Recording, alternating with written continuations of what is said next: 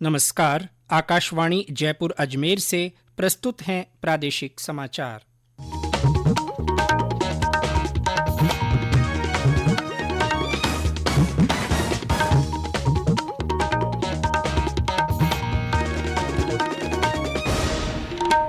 समाचारों के साथ मैं जितेंद्र सिंह पूनिया।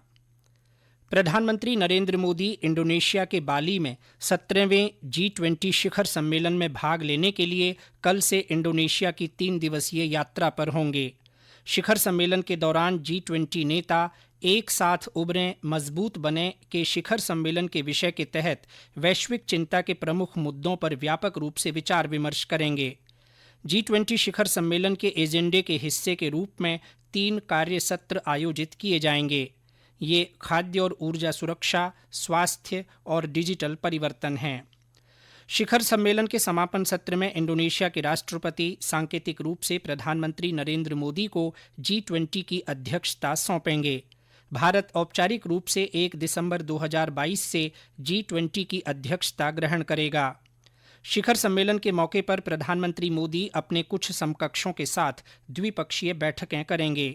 वह बाली में भारतीय समुदाय को भी संबोधित करेंगे और बातचीत करेंगे। प्रधानमंत्री नरेंद्र मोदी ने कहा है कि भारत ने आपूर्ति श्रृंखला में बाधा के कारण आए वैश्विक संकट के बावजूद विकास का नया अध्याय लिखा है। उन्होंने कहा कि इस कठिन दौर में भी अंतर्राष्ट्रीय विशेषज्ञ भारत की उपलब्धियों की सराहना कर रहे हैं और भारत पूरे विश्व के लिए आशा का केंद्र बन गया है।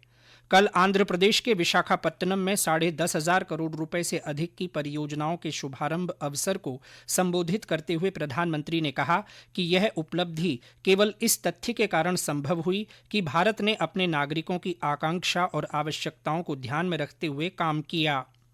प्रधानमंत्री ने उत्पादन से जुड़े प्रोत्साहन की PLI योजना, GST और राष्ट्रीय बुनियादी ढांचा परियोजनाओं को भारत में बढ़ते निवेश का आधार बताया। केंद्रीय आयुष मंत्री सर्बानंद सोनोवाल ने कहा है कि वर्ष 2023 तक भारत के आयुष क्षेत्र की वैश्विक बाजार हिस्सेदारी $23 अरब होगी। कल नागपुर में आयुर्वेद व्यासपीठ के रजत जयंती समारोह के समापन अवसर को संबोधित करते हुए श्री सोनोवाल ने कहा कि आयुष मंत्रालय आयुष क्षेत्र को सक्षम बनाने के लिए कई उपाय कर रहा है ताकि निश्चित समय सीमा में तय लक्ष्य हासिल किए जा सकें। आयुष मंत्रालय कल से 27 तारीख तक नई दिल्ली के प्रगति मैदान में 41वें भारत अंतर्राष्ट्रीय व्यापार मेले में वैश्विक स्वास्थ्य के लिए आयुष थीम से अपनी विभिन्न पहल और उपलब्धियों को प्रदर्शित करेगा। जल जीवन मिशन के तहत अजमेर जिले के जवाजा और ब्यावर के ग्रामीण इलाकों में पेयजल सुविधा के विस्तार पर करीब 500 करोड़ रुपए खर्च किए जाएंगे। इससे 334 गांवों के हजारों परिवारों को पेयजल सुलभ होगा। जलदाय विभाग के अधिशासी अभियंता प्रहलाद पारीक ने बताया कि योजना के पूरा होने पर करीब 74,000 घरों तक पानी पहुंच सकेगा। उन्होंने बताया कि योजना के तहत 112 गांवों में घर घर आपूर्ति के लिए पानी की 36 टंकियों का निर्माण किया जाएगा। उदयपुर अहमदाबाद रेल लाइन आज सुबह क्षतिग्रस्त हो गई। उदयपुर सलूम्बर मार्ग पर केवड़े की नाल में ओढ़ा रेलवे पुल के पास पटरियों को नुकसान हुआ है। ग्रामीणों की सूचना पर रेलवे इंजीनियर और अधिकारी मौके पर पहुंच गए। घटना को लेकर रेलवे जांच में जुट गई है और इस ट्रैक को सुधारने का काम चल रहा है। देश के पहले प्रधानमंत्री जवाहरलाल नेहरू की जन्म जयंती बाल दिवस के उपलक्ष्य में राजस्थान संगीत नाटक अकादमी की ओर से बाल प्रतिभा खोज योजना शुरू की जा रही है। इसके अंतर्गत शास्त्रीय गायन और नृत्य प्रतियोगिता का आयोजन किया जाएगा। आज पहले चरण की प्रतियोगिता में लगभग 100 बाल प्रतिभागी भाग ले रहे हैं। इनमें से चयनित प्रतिभागी कल होने वाली दूसरे चरण की प्रतिस्पर्धा में हिस्सा लेंगे।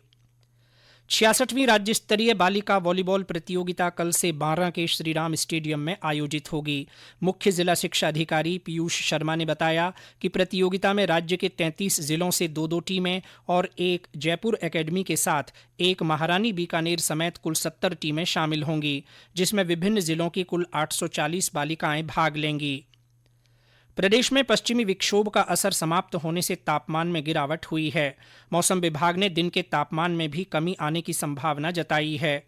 विभाग के अनुसार पूर्वी राजस्थान में सबसे कम तापमान चित्तौड़गढ़ में 9.8 और पश्चिमी राजस्थान में चूरू और जालौर में 10.3 डिग्री सेल्सियस न्यूनतम तापमान दर्ज किया गया। सवाई माधोपुर में भी तापमान में कमी आई है और सर्दी का असर बढ़ गया है।